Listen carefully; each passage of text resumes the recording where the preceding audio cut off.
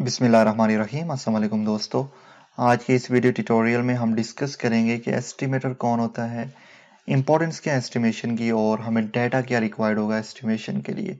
तो चलिए स्टार्ट करते हैं। सबसे पहले हम देख लेते हैं कि एस्टिमेटर कौन होता है।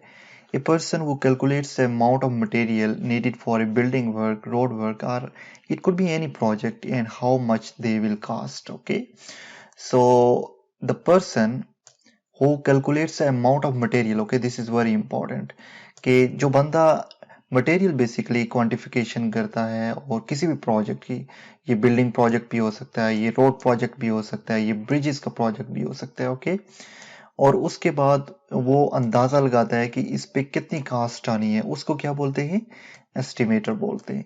सो होपफुली आपको पता चल गया होगा कि एस्टिमेटर कौन है। नेक्स्ट टू इट हम देख लेते हैं कि इंपॉर्टेंस क्या है एस्टिमेशन की। तो सबसे पहले before starting any project we can now about the cost on that particular project. ये सबसे पहली इंपॉर्टेंस है क्या, कि कोई भी प्रोजेक्ट शुरू करने से पहले हमें उसकी कास्ट का अंदाजा हो जाता है। This is very beneficial. Okay, next, based on this we can compare our budget with the cost required for that particular project. Okay, और based on these analysis, okay, कि इस प्रोजेक्ट पे it could be any project, इस पे हमारी total cast कितनी आनी है अगर हमें पता चल जाए, उसके बाद हम अपना बजट देखेंगे कि हमारे पास आया कितने रुपए हैं, ठीक है, या हमारे पास कितनी अमाउंट है। सो बेस्ड ऑन दैट हम आया प्रोजेक्ट स्टार्ट कर सकते हैं या नहीं स्टार्ट कर सकते, because we can only get benefit from a project if it will complete, otherwise it is a wastage of money. Okay, so अगर हमारा प्रोजेक्ट कंप्लीट नहीं होगा, अगर इनकम्प्लीट है, तो वो बेनिफिशियल नहीं होगा, वो बिल्कुल ही वेस्टेज ऑफ मनी होगा। ओके, सो अगर हमारे पास बजट इतना नहीं है जितनी कॉस्ट आनी है, तो हमें क्या करना होगा, हमें नेसेसरी मेजर लेने होंगे। या हम इस प्रोजेक्ट को कंप्लीट कर सकते हैं, हम अपना जो बजट है उसको इंक्रीज करें, या हमारे पास जो पैसे कम पड़ रहे हैं वो कहीं से अरेंज करके, क्योंकि हमें अपना प्रोजेक्ट कंप्लीट करना होता है। ये बहुत ही ज़्यादा इंपॉर्टेंट है। अगर हमने प्रोजेक्ट बीच में छोड़ दिया तो वो प्रोजेक्ट हमारे लिए बेनिफिशियल नहीं होगा। लेट्स सपोज हमारे पास एक बिल्डिंग प्रोजेक्ट है और अगर वो प्रोजेक्ट 75% कंप्लीट हो जाता है, इवन 80% भी कंप्लीट हो जाता है, तो वो हमारे रहने के काबिल नहीं होगा जब तक कि वो 100% कंप्लीट ना हो जाए। ठीक है, तो हम किसी भी प्रोजेक्ट को तब ही इस्तेमाल कर सकते हैं, तभी यूज कर सकते हैं जब वो 100% कंप्लीट हो जाएगा, otherwise it is wastage of money. So estimation का यही इंपॉर्टेंस है कि हमें किसी भी प्रोजेक्ट से पहले उसकी कॉस्ट का अंदाजा हो जाता है, फिर हम क्या करते हैं कि अपने बजट को देखते हैं आया हम कंप्लीट कर सकेंगे, और बेस्ड ऑन दैट हम प्रोजेक्ट को शुरू करते हैं और उसको कंप्लीट कर लेते हैं, बिकॉज हमें पहले से कॉस्ट का अंदाजा होता है। तो ये है importance of estimation. Okay, now next to it, हमें डेटा क्या रिक्वायर्ड होगा एस्टिमेशन के लिए, this is very important. Okay, now first thing we need what, drawing, then we need specification, then we need what, rates. Okay, ये तीन चीजें बहुत ही ज्यादा इंपॉर्टेंट हैं अगर आपने किसी भी प्रोजेक्ट की एस्टिमेशन करनी है। इनके बगैर आप एस्टिमेशन नहीं कर सकते, कोई भी एक चीज मिस होगी आप एस्टिमेट नहीं कर सकेंगे। ठीक है, सो पहली चीज आपको रिक्वायर्ड होगी क्या, ड्राइंग, फिर आपको रिक्वायर्ड होगी क्या, स्पेसिफिकेशंस, और फिर हमें रिक्वायर्ड होंगे क्या, रेट्स। सो आइए चेक करते हैं वन बाय वन की ड्राइंग क्या है, स्पेसिफिकेशन क्या है और रेट्स क्या है। Okay, now from drawing we'll get what, length, breadth and the height of different parts of project. Okay, so drawing से हमें क्या पता चलता है, किसी भी प्रोजेक्ट और किसी भी ऑब्जेक्ट की लेंथ का, ब्रेड्थ का और हाइट का। सो अगर हमें लेंथ, ब्रेड्थ और हाइट क्वांटिफिकेशन के लिए चाहिए तो हमें ड्राइंग खोलनी होगी। ओके, और ड्राइंग के भी मुख्तलिफ पार्ट्स हैं और ड्राइंग के भी मुख्तलिफ टाइप्स हैं। उनमें सबसे पहली जो चीज़ है वो है प्लान, फिर हमारे पास आ जाता है सेक्शन, फिर हमारे पास आ जाता है elevation. Okay, so without this हम एस्टिमेट नहीं लगा सकते। ये तीन चीजें बहुत ही ज्यादा इंपॉर्टेंट हैं एस्टिमेशन के लिए, क्या, प्लान, सेक्शन और एलिवेशन। सो देखते हैं कि प्लान क्या है, सेक्शन क्या है और एलिवेशन क्या है। तो यहाँ पे आप देख रहे होंगे सबसे पहले regarding plan, from plan will get what, length and the breadth of the object.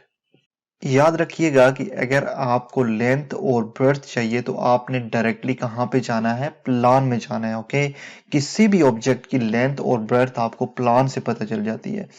अब ये देख रहे होंगे हमारे पास 2 रूम प्लान है और यहाँ पे हमें लेंथ भी मिल रही है और ब्रेड्थ भी मिल रही है। ओके, इवन आपको अगर एक रूम की लेंथ और ब्रेड्थ का पता चलाना है तो आपको वो भी मिल जाएगी। अगर आपको दोनों रूम्स की लेंथ या पूरे प्रोजेक्ट की लेंथ और ब्रेड्थ का पता चलाना है तो यहाँ प्लान से मिलेगी। तो सिंपली प्लान से हमें लेंथ और ब्रेड्थ का पता चलता है। जब भी आपको एस्टिमेशन पर्पस के लिए लेंथ और ब्रेड्थ का पता चलाना है और आपको लेंथ और ब्रेड्थ चाहिए तो आपको डायरेक्टली कहाँ पे जाना है, प्लान में जाना है। Next to it we have section. Okay, और सेक्शन से हमें क्या मिलेगा, सेक्शन से हमें किसी भी ऑब्जेक्ट की लेंथ या ब्रेड्थ, ओके, दोनों हो सकते हैं, लेंथ भी मिल सकती है ब्रेड्थ भी मिल सकती है। कैसे, मैं आपको बताऊंगा। और उसके बाद हमें हाइट का पता चलता है सेक्शन से, मेन थिंग। और हमें मटेरियल कौन सा यूज कर रहे हैं किसी पर्टिकुलर ऑब्जेक्ट में, उसका भी पता हमें सेक्शन से ही चलता है। तो बेसिकली सेक्शन हमारे पास 2 किस्म के होते हैं, एक को कहते हैं क्रॉस सेक्शन, ओके, और एक को कहते हैं लॉन्ग सेक्शन। क्रॉस सेक्शन से हमें ब्रेड्थ और हाइट का पता चलेगा, ब्रेड्थ और हाइट का हमें कहां से पता चलेगा, क्रॉस सेक्शन से। ओके, और उसके साथ में हमें डेफिनेटली मटेरियल का भी पता चलता है कि इस पर्टिकुलर चीज में कौन सा मटेरियल यूज हो रहा है। ठीक है, so next to it, long section से हमें लंबाई का और ऊंचाई का पता चलेगा प्लस मटेरियल का पता चलेगा। Okay, so in this case यहाँ पे आप देख रहे होंगे कि ये है हमारे पास section at a, it is along what, breadth. Okay, so ये कहलाएगा क्या, क्रॉस सेक्शन, क्योंकि ये काटा गया है अलोंग इट्स विड्थ। अगर हम किसी भी ऑब्जेक्ट को अलोंग इट्स विड्थ काटेंगे, ओके, और ये कोई फिजिकल चीज नहीं है जिसको काटेंगे हम, ये इमेजिनरी में बता रहा हूं कि अगर आप इमेजिन करें कि मैं अगर इस पर्टिकुलर थिंग को यहां से काटूं तो किस तरह का दिखेगा। तो अगर हम यहां से इसको अलोंग विड्थ काटें और डाउन फाउंडेशन तक जाएं तो हमें पता चलेगा कि हम फाउंडेशन में कौन सा मटेरियल यूज कर रहे हैं, वॉल्स में कौन सा मटेरियल यूज कर रहे हैं, और डिफरेंट पार्ट्स का आपको पता चलेगा।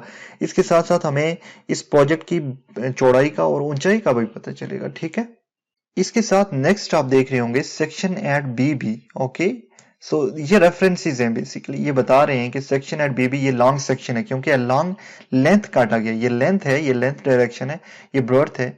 So this is cross section, this is long section. और यहां से हमें इस रोम की लंबाई का भी पता चलेगा, यहाँ पे कितनी वार्स यूज हो रही हैं और डिफरेंट डिटेल्स का हमें पता चलेगा। ये एरो बेसिकली रिप्रेजेंट कर रहे होंगे कि सेक्शन किस डायरेक्शन को, इस डायरेक्शन को या इस डायरेक्शन को। यहां से ये एरो रिप्रेजेंट कर रहा है कि सेक्शन इस डायरेक्शन को है, मतलब मैंने काटा और मैं इस तरफ की डिटेल को देख रहा हूं। ओके, और यहां से ये एरो शो कर रहा है कि मैंने यहां से काटा, इमेजिनेशन में काट रहे हैं, ठीक है, इमेजिनरी है ये सब, और मैं इस डायरेक्शन को देख रहा हूं। ठीक है, तो ये बेसिकली अगर आप किसी भी सेक्शन को उसकी ब्रेड्थ के अलोंग काटेंगे तो वो क्रॉस सेक्शन कहलाएगा, लेंथ के अलोंग काटेंगे तो वो लॉन्ग सेक्शन कहलाएगा। क्रॉस सेक्शन से हमें ब्रेड्थ और हाइट का पता चलता है, लॉन्ग सेक्शन से हमें लेंथ और हाइट का पता चलता है, और सेक्शन से हमें मटेरियल का भी पता चलता है। तो आइए एग्जांपल देख लेते हैं। लेट्स सपोज ये हमारे पास क्रॉस सेक्शन है एट ए, तो यहाँ पे देखें कि इस तरह की डिटेल कुछ हमें यहाँ से पता चलेगी। हमें ब्रेड्थ का भी अंदाजा होगा इस रूम की, टोटल ब्रेड्थ कितनी है। ठीक है, आप देख रहे होंगे यहाँ पे। इसके साथ बॉटम में हम कौन सी फाउंडेशन यूज कर रहे हैं यहाँ तक का पता हमें चलेगा। ठीक है, आप देखिए यहाँ पे हमारे पास ये पीसीसी हम यूज कर रहे हैं। ओके, इसके साथ ये स्प्रेड फाउंडेशन है, इसका पता चल रहा है। यहाँ पे हम ब्रिक्स यूज कर रहे हैं, इसके साथ ये डीपीसी है। ठीक है, और इसके बाद हमारे पास ब्रिक वर्क इन सुपरस्ट्रक्चर है, हम ब्रिक्स यूज कर रहे हैं, ये टोटल विड्थ है, और टॉप पे स्लैब है। तो ये तमाम डिटेल्स हमें यहाँ सेक्शन से मिली है। ठीक है, अगर हम ये तमाम डिटेल्स हमारे पास सेक्शन में होता तो हमें ना पता चलता कि हम वॉल्स में कौन सा मटेरियल यूज कर रहे हैं, स्लैब में क्या चीज यूज हो रही है, डीपीसी कहाँ किस लेवल पे, हमें तमाम चीजें, और साथ साथ हमें टोटल हाइट का भी पता चल रहा है। इसी के साथ आप देख रहे हैं कि सेक्शन एट बीपी ये लॉन्ग सेक्शन है, यहाँ से हमें लेंथ का पता चल रहा है, टोटल कितनी लेंथ है इस रूम की। ठीक है, और ये इंटरनल लेंथ यहाँ से लेके यहाँ तक प्लस थिकनेस ऑफ वॉल भी है। ठीक है, दिस थिकनेस। ओके, इसके साथ हमें पता चल रहा है कि फाउंडेशन की क्या डिटेल्स हैं, पीसीसी कहाँ पे यूज होनी है, फ्लोर का क्या लेवल है। ठीक है, तो ये तमाम चीजें हमें यहाँ से पता चल रही हैं। तो क्रॉस सेक्शन और लॉन्ग सेक्शन बहुत ही ज्यादा इंपॉर्टेंट है, यहाँ से मटेरियल लेंथ ब्रेड्थ और हाइट का हमें अंदाजा होता है या पता चलता है। ठीक है, तो होपफुली आपको पता चल गया होगा कि प्लान, जब भी प्लान का जिक्र आएगा, जब भी आपको लेंथ और ब्रेड्थ चाहिए होंगी, आपने डायरेक्टली कहाँ पे जाना है, प्लान में। जब भी आपको किसी मटेरियल रिक्वायर्ड होगा कि इस पर्टिकुलर हिस्से में कौन सा मटेरियल यूज हो रहा है, तो आपने डायरेक्टली कहाँ पे जाना है, सेक्शन में। इसके साथ साथ आपको सेक्शन से ब्रेड्थ, लेंथ और हाइट का भी पता चलेगा। ठीक है, सो होपफुली आपको पता चल गया है कि प्लान क्या है और सेक्शन क्या है। Next to it we have elevation, third part. Okay, और एलिवेशन बेसिकली व्यू होता है। ये फ्रंट व्यू भी हो सकता है, साइड व्यू भी हो सकता है, back view mean rear view भी हो सकता है। ठीक है, लेट्स सपोज ये हमारे पास प्रोजेक्ट है। ठीक है, और आप देख रहे होंगे कि हमारे पास अगर मैं फ्रंट एलिवेशन की बात करूं तो लेट्स सपोज मैं यहाँ पे अगर खड़ा होकर इसको यहाँ से इस साइड को देख रहा हूँ तो मुझे क्या क्या दिखेगा। यहाँ से एक डोर दिखेगा, फिर ये पूरी वॉल दिखेगी, फिर यहाँ पे डोर दिखेगा। ओके, इसी तरह जितनी भी फ्रंट पे डिटेल होगी वो मुझे एलिवेशन के थ्रू ही नजर आएगी। ठीक है, तो यहाँ पे आप देख रहे होंगे कि उसी प्रोजेक्ट की अगर मैं एलिवेशन को लूँ, ठीक है, तो मैं सामने खड़ा था तो मुझे डोर भी दिख रहा था, इस तरह उसकी चौड़ाई का भी अंदाजा हो रहा था, हाइट का भी पता चल रहा था। ओके, और इसी तरह फिर हमारे पास वॉल थी, फिर सेकंड डोर था हमारे पास। इसी तरह कोई भी कॉम्प्लेक्स लेट्स सपोज प्रोजेक्ट है तो वहां पे जितनी भी डिटेल्स होंगी एलिवेशन से हमें पता चल जाएंगी। फ्रंट हो आया, अगर हम साइड की एलिवेशन लेते हैं साइड की डिटेल आएंगी, और अगर हम rear elevation mean back elevation लेते हैं तो बैक की डिटेल आएंगी। ठीक है, सो आप यहाँ पे कह सकते हैं कि एलिवेशन बेसिकली कैमरा व्यू होता है। ठीक है, और होपफुली आपको यहाँ तक अंदाजा हो गया है। ठीक है, पहली चीज जो थी डाटा हमें जो रिक्वायर्ड था वो एस्टिमेशन के लिए, उसमें पहली चीज हमारे पास ड्राइंग थी, और ड्राइंग में 3 पार्ट्स हैं, टाइप्स हैं। उनमें प्लान क्या होता है, सेक्शन क्या होता है, एलिवेशन मैंने डिटेल में आपको बता दिया है। ये बहुत ही ज्यादा इंपॉर्टेंट है एस्टिमेशन के लिए, इसको आपने सही करके समझना है। ठीक है, तभी जब हम एस्टिमेशन निकालेंगे, हम एस्टिमेशन करेंगे तो ये तमाम चीज़ें, लेट्स सपोज हम एक्सकवेशन कर रहे हैं तो मैं अगर कहूँ कि हमें लेंथ और ब्रेड्थ चाहिए तो आपने डायरेक्टली एक्सकवेशन के प्लान में जाना है। ठीक है, वहां से आपको लेंथ और ब्रेड्थ पता चलेगा। अब इसी तरह जब मैं कहूँगा कि एक्सकवेशन के लिए हमें हाइट चाहिए और डेप्थ चाहिए तो आपने डायरेक्टली कहाँ पे चले जाना है, सेक्शन में चले जाना है, वहां से आपको डेप्थ मिलेगी। ठीक है, तो ये तमाम चीज़ें बहुत इंपॉर्टेंट हैं, आपने सही करके समझनी है। नेक्स्ट टू इट, ड्राइंग्स के बाद नेक्स्ट स्टेप जो है वो स्पेसिफिकेशन है। This is also very important. Now specification basically describe the nature in the class of the work, material to be used in the work, workmanship, etc. And is very important for the execution of work. The cost of the work depends much on specification. Okay, और specification clear होनी चाहिए। Okay, सो जो cast होती है basically वो directly specification पे ही base कर रही होती है।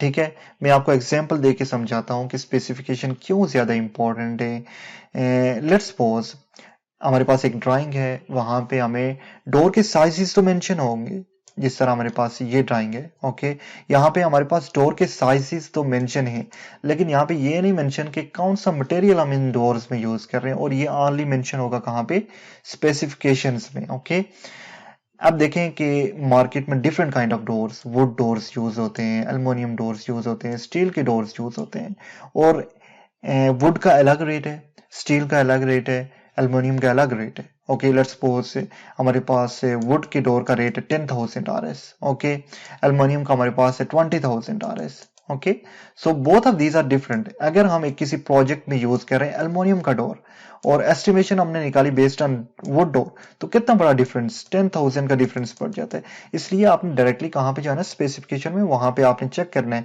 कि इसकी स्पेसिफिकेशन क्या है, इस डोर की स्पेसिफिकेशन क्या है। हम अगर लकड़ी में भी यूज कर रहे हैं तो वहां पे भी different kind of things use हो रही हैं। ठीक है, तो वो स्पेसिफिकेशन आपने चेक करके बेस्ड ऑन दैट आपने रेट कैलकुलेट करना है। ठीक है, ये नहीं हो सकता कि आप डोर यूज करें एल्युमिनियम का, रेट आपने लगाया वुड का। ठीक है, ये बेसिकली स्पेसिफिकेशन, और स्पेसिफिकेशन बड़ी ही क्लियर होनी चाहिए। एंड होपफुली आपको स्पेसिफिकेशन का पता चल गया होगा। स्पेसिफिकेशन से हमें क्या पता चलता है, nature and class of the work, और मटेरियल कौन सा यूज हो रहा है किसी पर्टिकुलर थिंग में, उसका भी हमें स्पेसिफिकेशन से ही पता चलता है। ये बड़ी ही क्लियर एग्जांपल है। ओके, यहाँ से आपको अंदाजा हो गया होगा कि स्पेसिफिकेशन क्या है। Okay, now next and the last हमारे पास आ जाते हैं रेट्स।